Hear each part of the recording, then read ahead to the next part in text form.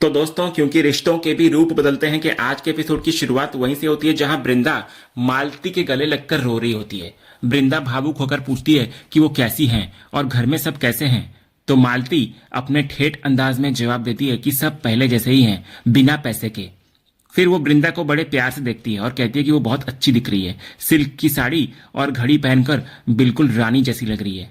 इसके बाद मालती की नजर वृंदा के आलीशान घर पर पड़ती है। वो घर को देखकर हैरान और बहुत खुश हो जाती है। वो कहती है कि ये घर तो किसी महल जैसा है और मजाक में कहती है कि इसमें तो उसकी पूरी चौल समा जाएगी। फिर इस खुशी के बाद मालती मजाक में अंगद से शिकायत करती है कि उसकी उससे कोई दुश्मनी है क्या।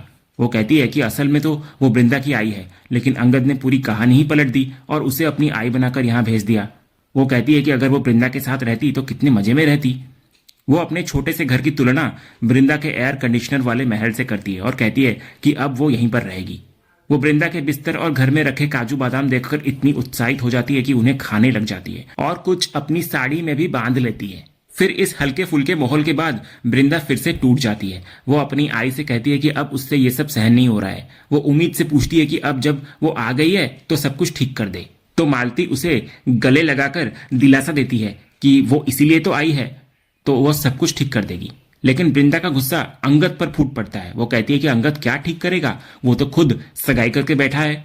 उसे डर होता है कि इसी तरह वो शादी भी कर लेगा। तो मालती फिर से वृंदा को शांत कराती है और वादा करती है कि चाहे दुनिया इधर की उधर हो जाए, वो ये शादी नहीं होने देगी। इसके बाद वृंदा पूछती है कि क्या गारंटी है कि शादी नहीं होगी, क्योंकि रोका और सगाई दोनों ही मौकों पर अंगद ने वादा करके तोड़ा है। इस पर अंगद कहता है कि इस बार गारंटी है क्योंकि आई आ गई है और उन्होंने एक जबरदस्त प्लान बनाया है। इसके बाद अंगद और मालती मिलकर वृंदा को मांगलिक वाले पूरे नाटक के बारे में बताते हैं। यह सुनकर वृंदा की आंखों में चमक आ जाती है। वो खुश होकर अपनी आई के गले लग जाती है, लेकिन उसके मन में अभी भी एक शक होता है और वो पूछती है कि क्या उन्हें लगता है कि बीकू और उसका परिवार इस बात को मान जाएंगे। उधर दूसरी तरफ भारती रो रही होती है। वो अपने पिता बीकू के सामने रोते हुए कह रही होती है कि वो अंगद के बिना नहीं जी सकती और शादी करेगी तो सिर्फ उसी से। वहीं दूसरी तरफ बीकू अपनी बेटी की जिद और उसकी जान के खतरे के बीच फंसा हुआ होता है। वे दोनों एक पंडित जी के पास भी आए हुए होते हैं। पंडित जी भी इधर साफ साफ कहते हैं कि लड़का घोर मांगलिक है और लड़की के ग्रहों से उसका कोई मेल नहीं है। अगर ये शादी हुई तो लड़की की जान पर बनाएगी। उधर अंगद और वृंदा इस बात को लेकर आश्वस्त होते हैं कि मांगलिक का डर किसी को भी ये शादी करने से रोक देगा। अंगद कहता है कि जब जान का खतरा हो तो कोई भी बाप अपनी बेटी की शादी नहीं करवाएगा। मालती भी वृंदा को कागज पर लिखकर गारंटी देने को तैयार होती है कि यह शादी कभी नहीं होने वाली। लेकिन वृंदा भारती के जुनून को जानती है। वो याद दिलाती है कि जब अंगद ने रिश्ते से मना किया था तब भी भारती मरने को तैयार हो गई थी। तो उसे शक होता है कि भारती मांगलिक होने के डर से पीछे नहीं हटने वाली। अगले सीन में बीकू भारती के साथ अंगद और मालती के पास आता है। वो कहता है कि वो मानता है कि भारती अंगद से बहुत प्यार करता है, लेकिन ये भी स्वीकार करता है कि अंगद की पत्रिका में घोर मांगलिक योग है और उनके पंडित ने भी इस बात की पुष्टि की है। मालती को लगता है कि उसकी जीत हो गई है। इधर बीकू आगे कहता है कि उसने फैसला किया है कि अंगद और भारती की शादी अब नहीं होगी।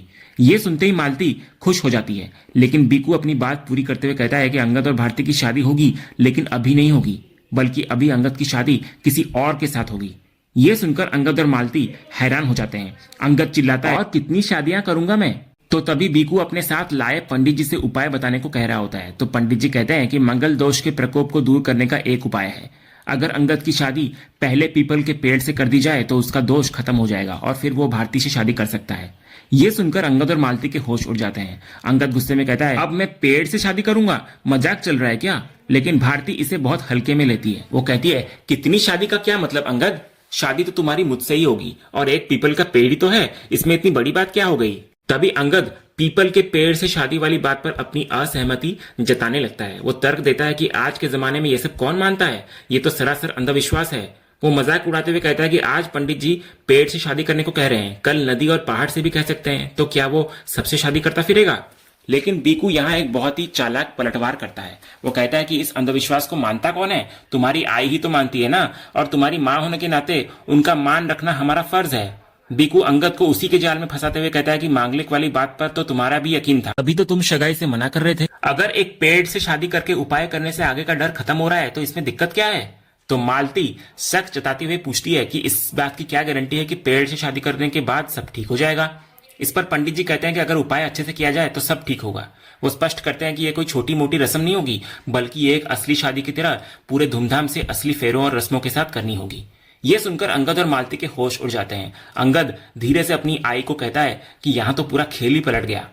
उधर वृंदा को सारा सच पता चल चुका होता है तो वो गुस्से में अपना सारा सामान पैक कर रही होती है। वो अंगद से साफ साफ कहती है कि अब वो कुछ नहीं सुनना चाहती। वो कहती है, क्या तुम चाहते हो कि मैं यहाँ बैठकर तुम्हारी शादी का तमाशा देखूं? वो फैसला सुनाती है कि वे अब यहाँ से जा रहे हैं। वो कहती है कि बहुत बड़ी गलती होगी जो वे लोग यहाँ पर आ गए और अब यहाँ रहना उनकी जिंदगी बर्बाद कर देगा, क्योंकि सब कुछ उनके हाथ से निकलता जा रहा है। जब अंगद फैक्ट्री की बात करता है तो वृंदा कहती है कि उसका कोई ना कोई हल निकल जाएगा, लेकिन अब वे यहाँ एक पल भी नहीं रुक सकते। वो अपनी आई मालती पर भी गुस्सा निकालती है और कहती है कि उसकी गारंटी वाली चाल भी गड्ढे में चली गई। इसके बाद वृंदा अंगद को एक सीधा अल्टीमेटम देती है कि तुम डिसाइड करो कि तुम्हें लाइफ में क्या चाहिए, हमारी शादी या फिर वो नकली पेड़ और भारती वाली शादी। तभी वृंदा की आंखों में आंसू और उसके टूटे हुए दिल को देखकर अंगद का दिल पिघल जाता है। वो कहता है कि उसके लिए वृंदा और बच्चों से बढ़कर कुछ भी नहीं है। वो उसे रोता हुआ नहीं देख सकता। वो कहता है कि ठीक है, जाना है ना यहाँ से तो चलते हैं। वो वृंदा को याद दिलाता है कि वे पहले भी भाग रहे थे और अब भी वही करेंगे। जहां वृंदा की खुशी है वहीं उसकी खुशी है। लेकिन ठीक उसी पल जब अंगद और वृंदा वहां से हमेशा के लिए चले जाने का फैसला कर चुके होते हैं, अंगद का फोन बजता है। फोन पर ऋतिक होता है। अंगद जैसे ही फोन को उठाता है, ऋतिक उत्साह और घबराहट के मिले जुले भाव से कहता है कि उसे कुछ बहुत बड़ा पता चला है। अंगद फोन को स्पीकर पर डाल देता है ताकि वृंदा सुन सके। इसके बाद ऋतिक कहता है कि फैक्ट्री में एक बहुत बड़ा झोल चल रहा है, जो सिर्फ वर्कर लेवल पर नहीं बल्कि हाई लेवल मैनेजमेंट में भी है। वो बताता है कि जब से उसे रणविजय पर शक हुआ उसने उस पर नजर रखी हुई है और उसे ये कच्ची पक्की खबर मिली है कि मैनेजमेंट में भी कोई गड़बड़ कर रहा है। तभी अंगद ऋतिक से पूछता है कि क्या वो इस बात को लेकर पूरी तरह श्योर है, जिस पर ऋतिक 100% यकीन होने की बात कहता है। ऋतिक कहता है कि उसे नहीं पता कि वो इंसान कौन है, लेकिन इसका पता अंगद और वृंदा को ही लगाना होगा, क्योंकि वृंदा मैनेजमेंट देख रही है और अंगद मजदूरों के बीच में है। तभी ऋतिक उन दोनों पर अपना पूरा भरोसा जताने लगता है। वो कहता है कि पापा को भी उन दोनों पर बहुत गर्व है और वे हमेशा बताते हैं कि कैसे वे दोनों मिलकर फैक्ट्री में अच्छा काम कर रहे हैं। ऋतिक उन्हें यकीन दिलाता है कि अगर वे दोनों मिलकर इस छिपे हुए दुश्मन का पता लगा लेंगे तो फैक्ट्री की सारी समस्याएं जड़ से खत्म हो जाएंगी और वीरानी इंडस्ट्रीज के अच्छे दिन वापस आ जाएंगे। वो ये भी कहता है कि वो भी जल्द से जल्द उनके पास आने की कोशिश कर रहा है। इसके बाद ऋतिक का फोन कट जाता है, लेकिन वो वृंदा को बहुत बड़ी दुविधा में छोड़ जाता है। वृंदा मनी मन सोचती है कि अब मैं क्या करूं। एक तरफ फैक्ट्री की इतनी बड़ी प्रॉब्लम है जिसको सुलझाना उसकी जिम्मेदारी है, और दूसरी तरफ उसकी अपनी लाइफ की उलझने और ये जबरदस्ती की शादी है। वो महसूस करती है कि वो इन दोनों समस्याओं के बीच बुरी तरह फंस चुकी है। और इसी कश्मकश और वृंदा के चेहरे पर छाई चिंता के साथ आज का ये एपिसोड यहीं पर खत्म होता है। तो दोस्तों, आपको आज के एपिसोड का अपडेट कैसा लगा? अपनी राय हमें कमेंट बॉक्स में जरूर बताएं। अगर आपको आज का ये वीडियो पसंद आया हो तो वीडियो को लाइक और शेयर जरूर करें, और ऐसे ही डेली एपिसोड के अपडेट जानने के लिए हमारे इस चैनल को सब्सक्राइब करना ना भूलें। मिलते हैं अगले वीडियो में, तब तक के लिए धन्यवाद।